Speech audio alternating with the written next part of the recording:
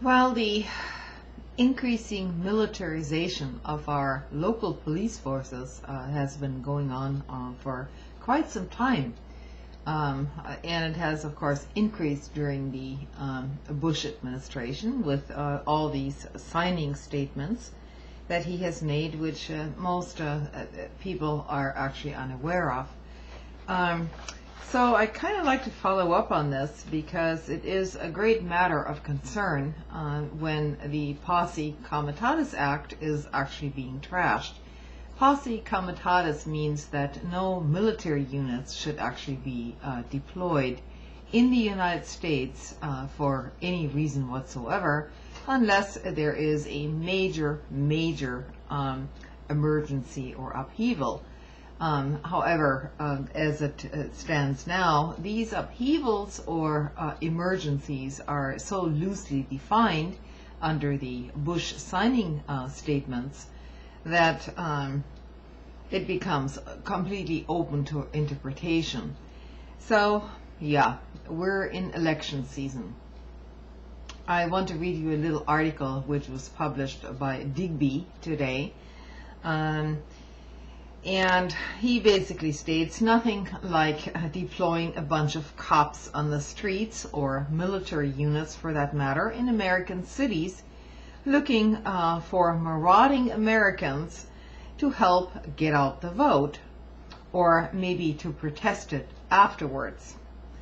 Police departments in cities across the country are beefing up their ranks for Election Day, preparing for possible civil unrest and riots after the historic presidential election. Public safety officials said in interviews with The Hill, which is a Washington newspaper, that the election, which will end with either the nation's first black president or its first female vice president, demanded a stronger police presence after all.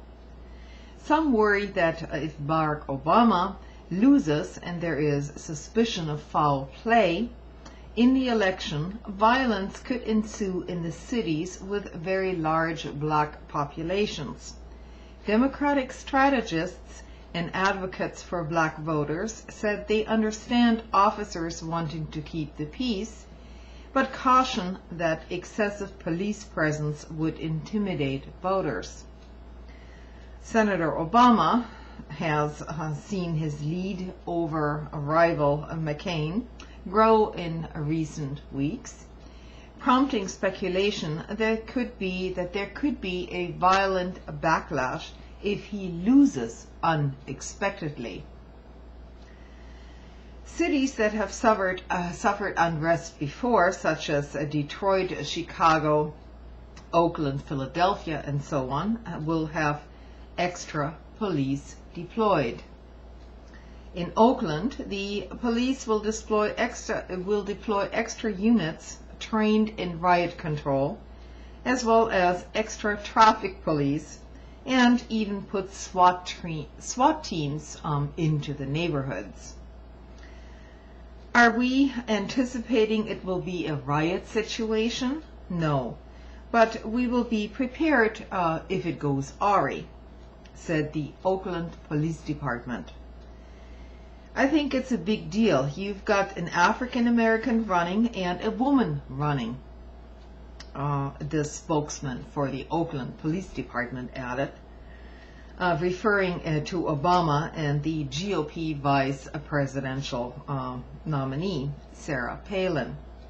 Whoever wins it, it will be a national event, and we will have to have more officers on the street in anticipation that things may go south.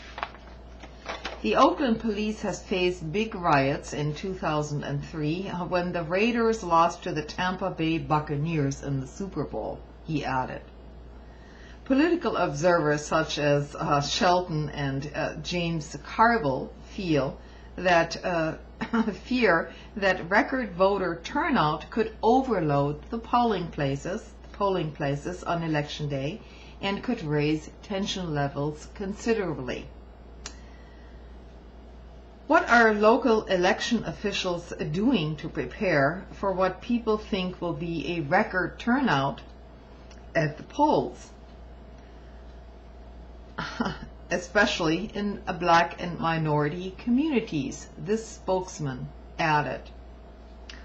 On election day, if this continues, you may have some tempers flare, and we should be prepared to deal with that, but to do it without intimidation, said Shelton, who added that police have to be able to maintain order at polling stations without scaring the voters, especially immigrants from police states. So Digby, this comes from his website, adds his own commentary to this. Yeah, that'll work. Between the long lines of obscure voter ID requirements, GOP lawyers buttonholing everyone who looks even slightly as if they might not be a real American, in other words, not white, and the cops hovering all over the place, it's just possible that they'll be able to keep a lot of those new voters from casting their votes in the first place. And hey, if they get out of line, they can always taser them into submission. My favorite thing, this is Digby, my favorite thing about this is that they automatically assume it's going to be African Americans rioting in the streets if they don't get their way. Here's what we should be worried about. There are also people, and there will be people at the polling stations of loud and angry protesters who shouted and mocked the voters who just walked in. In other words, black voters or minority voters. And these protesters are also happen to be all white. So you can see from some of these hateful, things that have been turned up during this Palin campaign in several local districts as well, that this is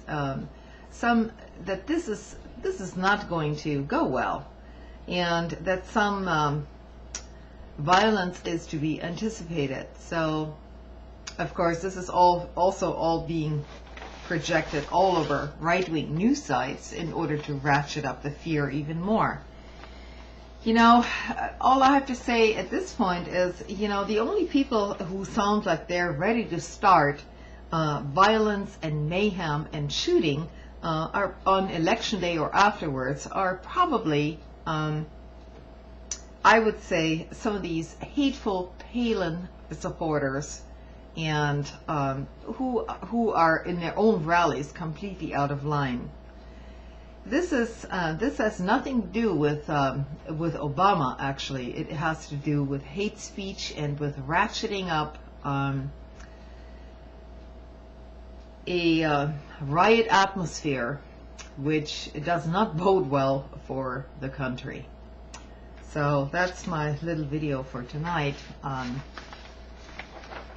I do think that the authorities are essentially ready for anything at this point, and it could be directed at any of us at this point, so we should be ready for that. And don't lose your cool, don't lose your temper if you can help it, but certainly intimidation at the polling places, wherever you are, should not be tolerated by anyone. Good night.